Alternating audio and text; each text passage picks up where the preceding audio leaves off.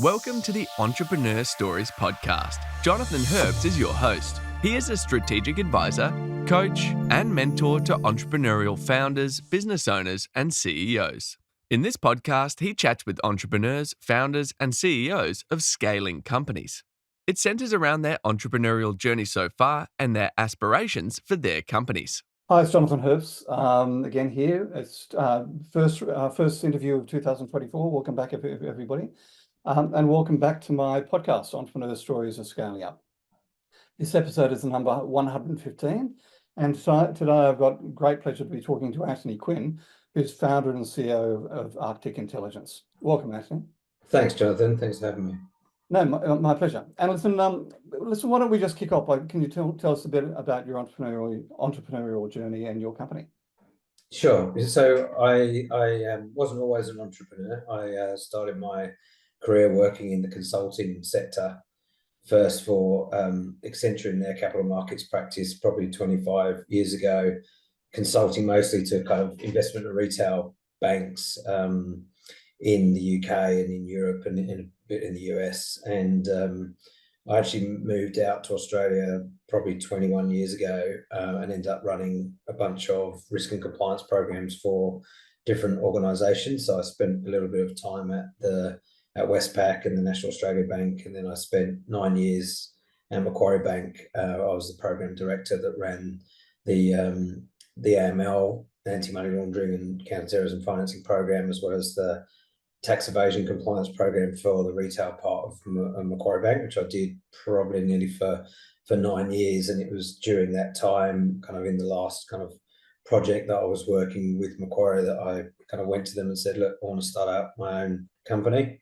They were kind enough to agree to allow me to work 4 days a week for them, and then 1 day a week kind of moonlighting, so to speak, sort of setting up Arctic. So I officially launched in November 2015. So Arctic Intelligence is essentially a regulatory technology firm that specializes in financial crime, risk and compliance software. And in particular, we focus on business-wide or enterprise-wide risk assessment solutions. So we have developed two platforms. So both of them are risk assessments. One of them is predominantly for small to medium-sized businesses called AML Accelerate, which is a guided risk assessment platform.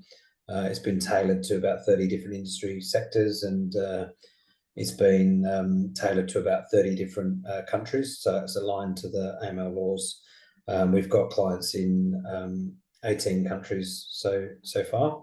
And the other risk assessment platform that we built is more kind of enterprise grade, targeting larger financial institutions and gaming firms, as well as consulting partners that we work with. And we have a number of risk domains that cover AML, but beyond AML. So we look at other financial crime risk disciplines like bribery and corruption, or fraud, or sanctions, proliferation financing, wildlife trafficking, human trafficking, and so on. But also non-financial crime domains. So we have a general enterprise risk management module as well as an ESG module. And so we typically work with larger firms that are looking to kind of configure the risk approach to their own kind of methodology and build their own risk models or leverage our content.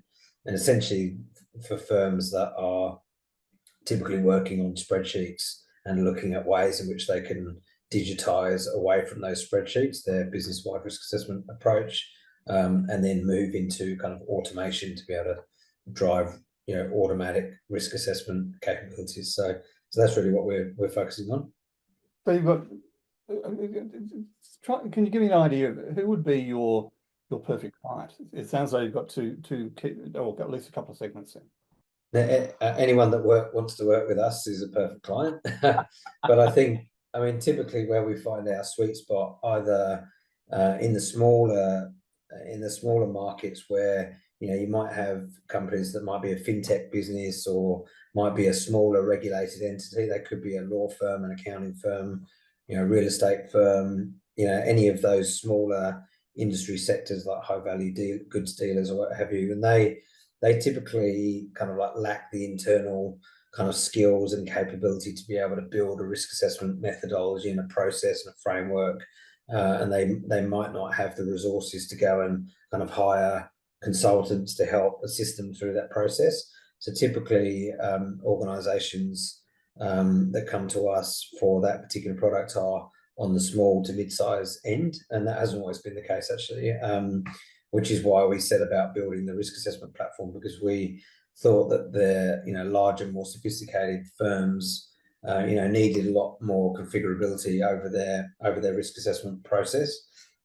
Like every methodology is different, every risk model is different, every organization is different, and so on. And so basically that's we deal with like large banks. We've got probably over 100 banks that we work for globally, credit unions, wealth and asset managers, and also in the gaming sector, we've got clients that are casinos and online gaming firms. So typically tend to be either smaller or larger.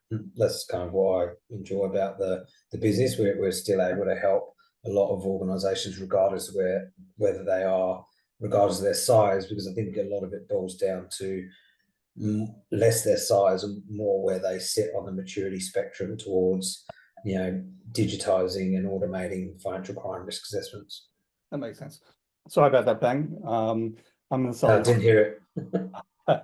We've just had another big storm just literally hitting us right now. So whereabouts are you? I'm in Sydney in Australia. Okay, batten down the hatches. It's about an hour and a half away. Okay, sounds good.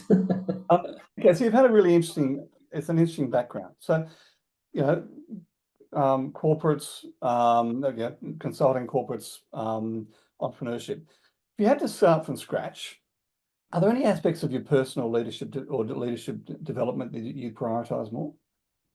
I think in terms of starting from scratch, I think people don't really have much of a clue about what they're getting in for when they sort of, you're in the dreaming phase. When you think, oh, I'd like to go and work for myself. I'm sick of working in corporate land. I want to try and do something. And everything kind of really shifts from that point, because you go from being a salaried employee where everything is nice and comfortable and cozy, and you're used to getting a very good salary regularly, and there's very little risk. The risk profile that you've got as an employee is low. Like the worst that can happen is you get fired, made redundant, or need to go and find another job, and typically that is protected against anyway. Whereas you find yourself when you're starting out your own business for the first time, in my own personal experience, while I was working at Macquarie, I was pretty much bootstrapping the business. So I probably put $700,000 of my own money into it. Then I quit Macquarie after building a kind of a prototype, and then didn't draw a salary for 2 years, nothing, and not a bean. And then I was on like a peppercorn salary for 2 or 3 years, and it's quite materially different. And so you might go from the scenario where you're paying out, earning 300 or 400 grand a year to paying out 300 or 400 grand a month in wages, and the risk profile of keeping everything kind of going is very different. So I think the lesson is really to actually have a deep think about what it is that you want to do, and because obviously there's different styles of business that you can get into that are probably less risky as well. So if you're in a consulting business, you really you're going out and selling your time, whereas what I chose to do was actually to found a technology business, and that requires a lot of upfront investment in terms of time and effort and money to build product, but then it requires kind of a lot more effort to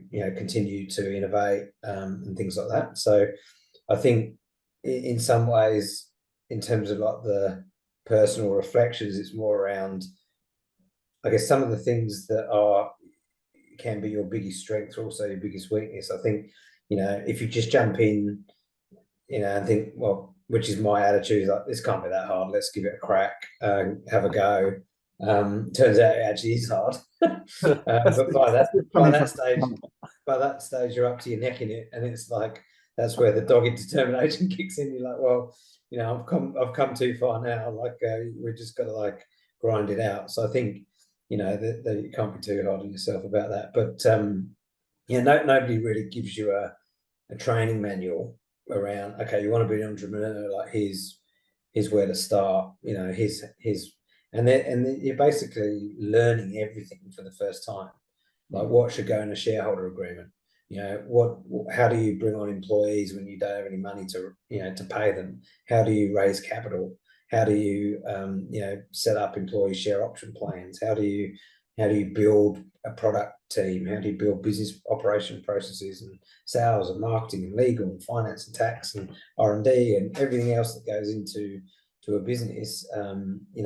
Is pretty much you're learning, and because you learn, a lot of it is trial and error, and you make a lot of errors. Like you make a lot of dumb decisions along the way, and I've made more than my fair share of them. Well, join the party. Yeah, no, well, maybe I could just and look, I'm very similar to you. I came out of big business, big jobs in banking, went into property, thinking all my clients made millions out of property. Surely I can do the same, and back into big corporates, running a 3,000 person team and as a CEO, and then my own consulting company. Like I've gone back to front in many ways, but it's fascinating. And you and I were just talking when we started. Yeah, we've both decided to change operating systems. I've decided to go with a Mac, and you've decided to go from that Mac to Microsoft. And when you're in business by yourself, like, how in the hell do I learn how to use this bloody thing? Like, it's quite such a different. Yeah, you take it for granted a bit when you think, right, I've got a problem. Call up my IT team. Oh, wait, that's me. Exactly in the early stage. Exactly right.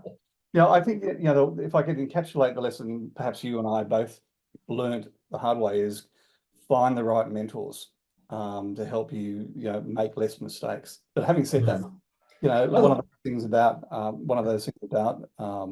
success is you've got to be prepared to make mistakes. Totally. I think in terms of like the mentoring, that's kind of interesting because the types of people that you need and want to surround yourself with can be completely different and can add value in certain ways, or actually destroy value in certain ways too, because unless you've actually walked in the shoes of an entrepreneur, people can offer advice, that's coming from the right place, but without the actual personal experience of seeding a business, bootstrapping a business, growing a business from scratch, it's completely different than being an entrepreneur or whatever they call it. Yeah, no, look, I totally agree with you, and therefore it's got to be the right type of mentor, and the other thing is, really, it doesn't have to be a physical person. It's and as you say, look, we learned this the hard way, but there are a dozen books that are out there that I would recommend to any new entrepreneur that would fast track their experience unbelievably. But knowing where to go, and I call them my virtual mentors. Have you read the Founder's Dilemma? I have. That I wish I had read 5 years before I did read it. I didn't read it prior to setting up the business, but that is probably the standout book for me that I would recommend people read, because it's got every decision that you can think of or you're faced with as a founder. Should you be a sole founder, which I am, or should you found with co-founders? Who are those co-founders? How do you actually find them? Build equitable kind of contributions and reward structures, and it just literally goes through every. Do you bootstrap it? Do you look for capital? Where do you look for capital? Who do you want as investors in your business? All those kind of things, right the way through to kind of exit and other kind of like disaster scenarios along the way. It's a really good book. That's probably the only one that I recommend anybody that's asking me. I'm thinking about starting out on my own. What do you think? Read that and let's have a chat. Yeah.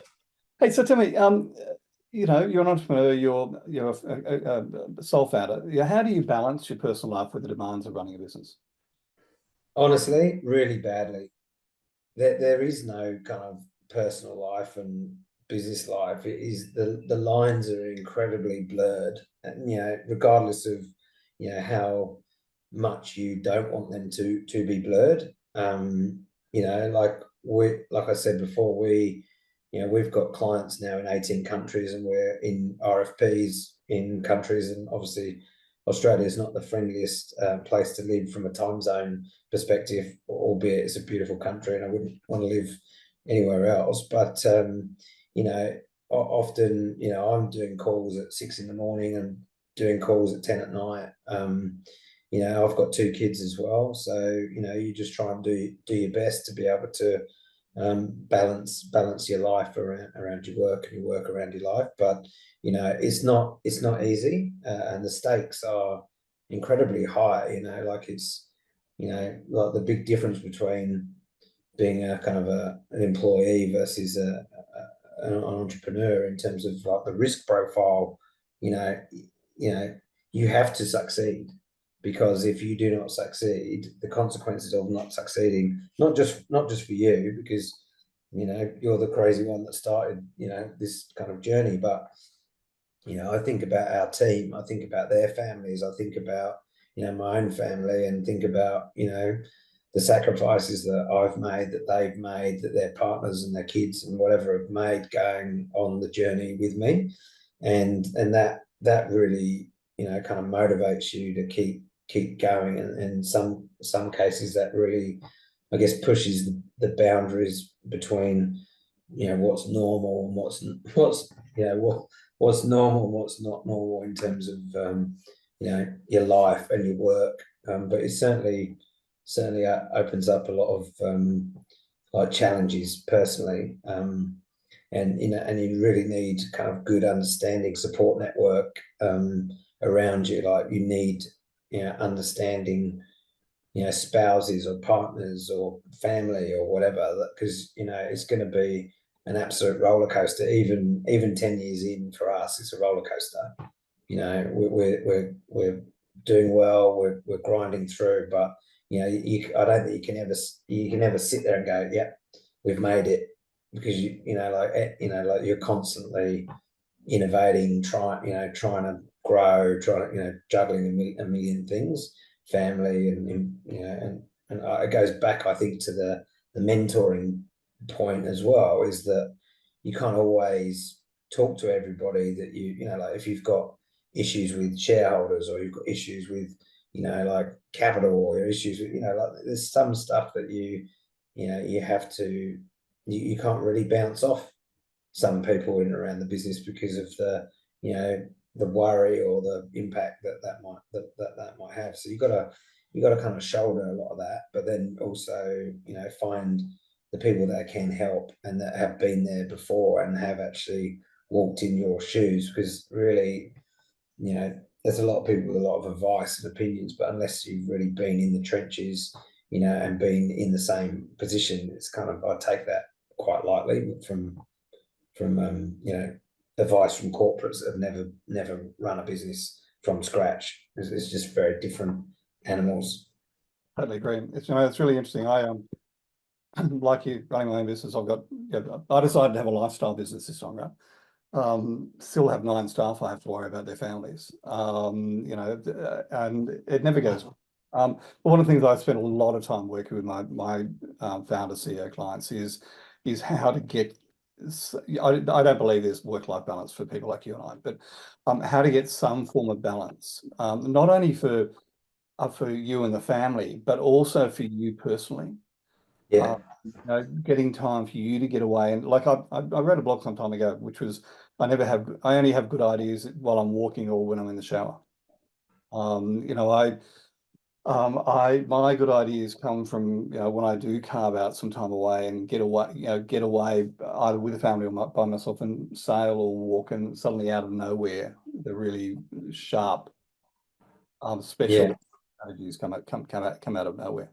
Yeah, I agree with that, because I think that's the like the noise around everything is everything's kind of like going a million miles an hour. There's like lots of decisions you're making every single day, and just having the pause and reflection time, that's pretty important. So Actually, I'm not sure where you're working today, but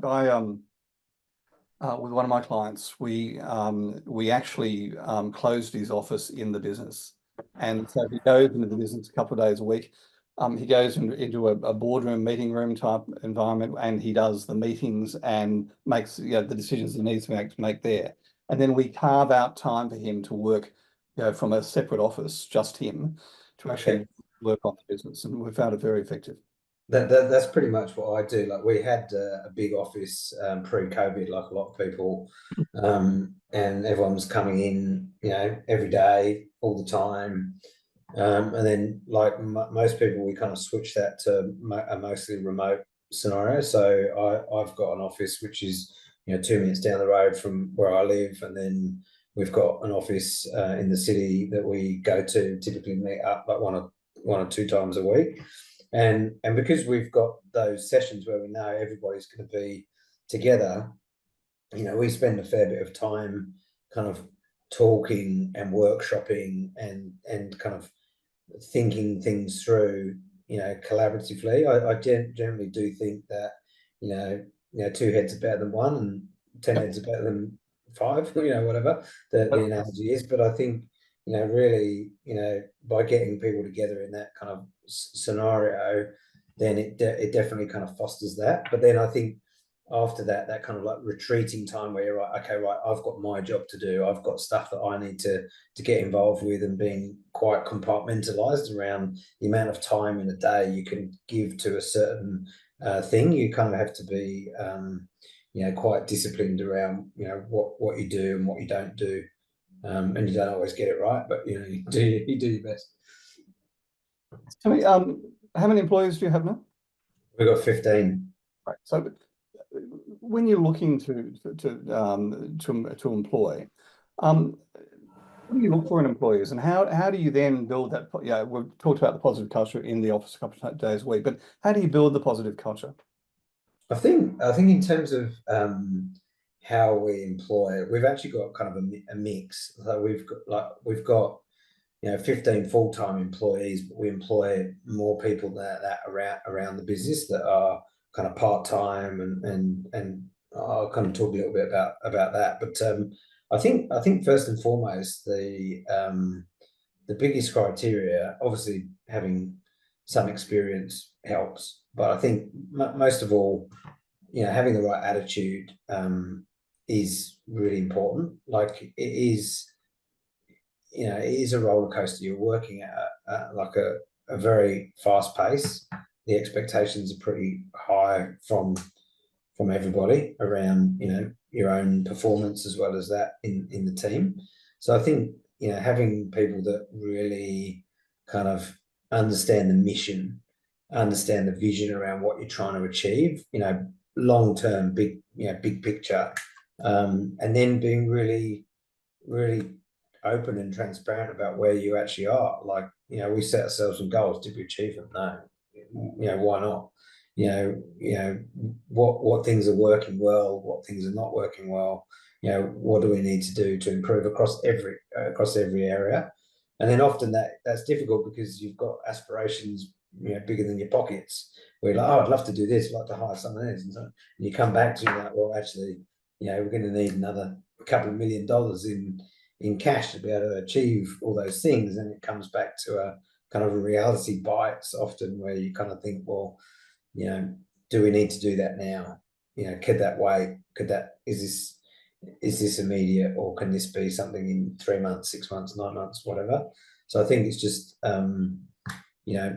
hiring for attitude and training, and then really it's around, like, there's some people that shouldn't work in startups, like, really, because if you've got a corporate mentality and a corporate way of thinking, and you work at a corporate pace where you try and set up a meeting sometimes with corporates, they're like, how about like next month, or maybe the month after, or like, it's almost like kick the can. Whereas I'm thinking, like, every week that goes by, that's 100 grand gone out the door. So it's like, right, let's get things moving, and that's like a constant source of kind of frustration where you got to play to the long term. But I think like I just try and be open and transparent. Like we do kind of a quarterly report, state of the nation around where we're at across kind of product and sales and pipeline and partnerships, and it's a pretty honest reflection. And we have what do we plan to achieve in the next 3 months? What do we achieve? With some commentary around it, and that is that's a good pause and reflection point as well. Like at a quarter end where you're actually saying, well, actually, I did commit to doing that, and we kind of really didn't execute on that well. And so it's just a good keep yourself honest, basically. Interesting. You're talking about quarterly sprints or quarterly planning, which is one of the things I work with all my clients on. So, biggest learning since you've been a business owner, what do you reckon it would be? Oh God, could be all day. Well, I think there is kind of no overnight success. I mean, there are obviously like a few things that just go off like a rocket, like ChatGPT or whatever. Taylor Swift. Just listen to a lot of Taylor Swift in the car with my daughter. So like there's people. Well, I mean, even them, if you think about it, they've been grinding. How long did she train to be a singer? Exactly. So I think people that have a short-term view, they think, right, I'm going to jump out of a corporate, I've got to get a business going, and then within a year I'm going to flip that around and I'm going to live the easy life. Like that's kind of a fool's errand. I think the key thing is that a lot of it is around aspiration, but most of it is around perspiration. And I think without getting too corny, I think persistence beats resistance. You're going to have a lot of people that say no to you all the time. No, it's not right for us. The budget's not right. We're not there. Come back next year. We're happy to carry on doing stuff on spreadsheets. No. And it takes a certain dogged determination to be tenacious and just to keep going. And so I think there's ups and downs and great successes and some failures, and you just got to try and get more wins on the board, and just be dig in for the ride and dig in for the long term. And I think genuinely, if you're open with clients and partners and your own team around, well, here's what we can do, and you don't overpromise and underdeliver, and you kind of true to your word, and you're just real. You're not sort of faking it till you make it. You're literally just being genuine. I think people will appreciate that, and I think that's probably that's the reality. You're juggling a lot of balls, but I think that reflection is important around who you are, what you want to do, what you want to be when you grow up. It's some pretty. You got to do a bit of deep thinking around that. Do you want to be doing an entrepreneurial job in 10 years' time? Could you hack it in 10 years' time, given the pace or of change and of the life? You really got to ask yourself some pretty soul searching questions, I think, as you go through it. Agreed. So what do you see as your biggest challenges now and going forward? I think our biggest challenge is we've got aspirations that we can't yet fulfill. I think we're operating in 18 countries, but we don't have a physical presence in a lot of those countries. So we're obviously doing a lot of stuff, juggling a lot of things across time zones. We're probably under-resourced to do the things that we're taking on. So that is a challenge, but it's one that we relish, and also one that we've proven time and again that we can support. So we could, but it requires a lot of effort, and that is a challenge in the long run. Like the you can't burn out. That's the challenge, and that's a balancing act. I think, like, I guess in the heyday when all the VCs and everyone was kind of throwing money out around like no tomorrow, that I found quite hard, because the expectations were quite alien to how I think and want to operate. Like, we want to basically build a successful business, and we make decisions that are kind of sound and solid. Whereas I think a lot of that kind of went out the window. It's like, well, here's $5 million, go and like hire 20 people, hire them within 3 months and 6 months, and then all of a sudden the revenues will come. And it's kind of, it doesn't really work like that in my experience. And I think now, seeing that the mindset changing around kind of investors that are looking for fiscally responsible CEOs that aren't, it's very easy to grow a business if you've got like $10-20 million to throw at people and throw at marketing and throw at product development, but it's a much more challenging scenario where you're actually where you're kind of like growing things and trying to get to a point where you're in control of your own destiny, and not like the puppet master. There's no puppet master behind the scenes pulling your strings.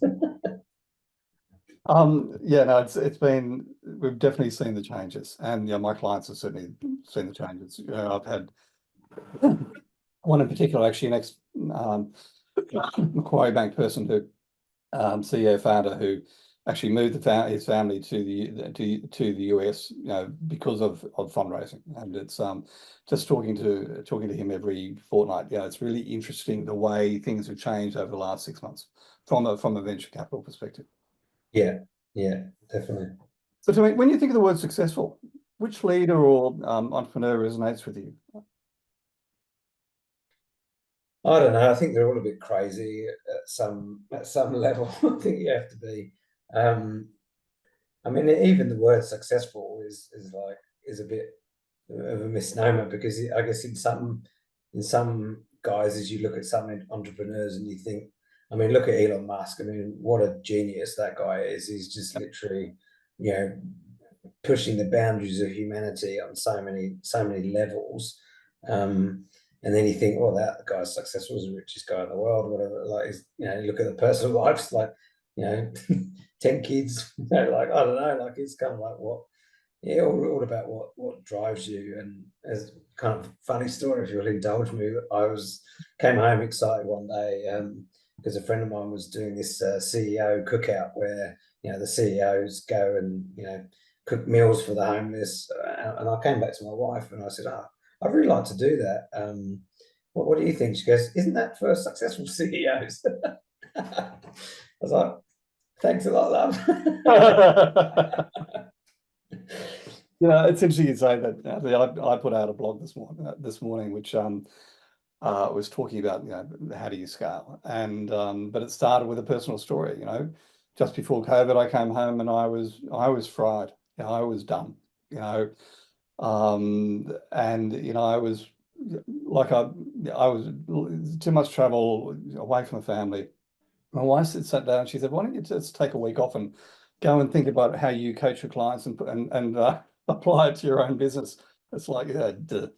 Yeah, I think often, like, those closest to you have got some bloody sound advice more than any mentor you could ever meet. And listening to them, and I wish I'd listened to my wife a lot more, because she's a lot eminently more intelligent and switched on in many aspects. So I have one just like that.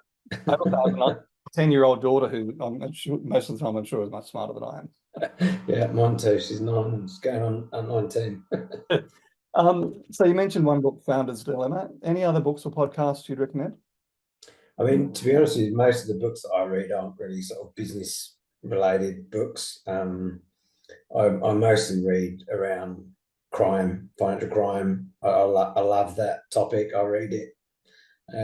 Pretty much read most of the books that come out in and around that space. So, I mean, there's a whole bunch of books in that arena that have been fantastic and really fascinating for people that are involved in the sort of financial crime kind of compliance community to really kind of think about the why. That is really the why, like, the personal suffering that happens because of the result of financial crime, understanding those kind of stories, and some of them are pretty horrific. That's really what sort of spurs me on. So they're the main sort of books that I read. That makes sense. And also in some ways takes your mind off the day to day. Yeah, absolutely. Okay. Last question. Any last piece of advice or parting words for aspiring entrepreneurs out there or entrepreneurs of growing companies? I think, it's a bit about what I was saying before. It's really around, perseverance, and being able to dust yourself off and, carry on going, like that persistence beats resistance. You need to be persistent at what you're doing because you're going to face a lot of resistance. And I think, those that are, resilient, those that kind of get back up, those that learn and listen, like if we lose a deal or we lose a customer or we really want to know what happened. Was it us? Was it them? Was it, is it out of our control? Could we have done something better or different? Or, it's really genuinely learning and listening, and then acting, like actually, and applying that, and then not being too hard on yourself if things don't go to plan. Like there's no kind of hockey sticks in this kind of game. It's like a 2 steps forward, 1 step back, and I think it's just being, persistent enough to get everything kind of bedded in. That's probably the parting words that I'd give for anyone. So Okay, great advice. Thank you so much. Thank you very much for your time, Jonathan. I really appreciate that. Oh, look, I mean, I said this a lot on the podcast. This has become one of those things that in my business that is like it's one of the things I really enjoy. And I only do this bit of it. Everything else is done. All the arranging is done by others. But it's the conversations are phenomenal. Yeah, I appreciate the opportunity because there's only a few people that actually want to hear most of the people around me like I'm sick of talking about it. So I think just be able to like vent and wax your record and share. If there's one person that gets one bit of advice that they find helpful, that's a result. Oh, that's right. And like in all of these, your number 115, there are there's been some gems in this conversation as there always are. So I really appreciate it. Yeah, thank you. Thanks, Jonathan. Cheers. If you are hearing this message, you've listened to the entire episode, and for that, we want to thank you from the bottom of our hearts. We hope you enjoyed this new episode, and if you did, please subscribe on YouTube, Apple Podcasts, Spotify, or wherever you watch/listen. It helps this channel more than you know, and the bigger the channel gets, the bigger the learning gets. Please share this episode with others who may be interested in entrepreneur stories of scaling up. If you want to be a guest on the podcast, please send an email to admin@scaleupgrowth.co. Put "be a guest" in the subject line and tell me a little about yourself. If you want to gauge where your business growth potential is and identify where the biggest opportunities in your business lie or where the key needs that you need to concentrate on right now are, take our assessment where you will receive personalized advice for improvement. It's quick and free. Go to scaleupgrowth.scoreapp.com. If you would like to work with me one-to-one, I love coaching and get the best outcomes that way. Send me an email at jonathan@scaleupgrowth.co and put one-to-one in the heading. Tell me a bit about your business and let's see how we can apply a great strategy for your business. So that's it for this week. Tune in next time for more great learnings from a scaling entrepreneur.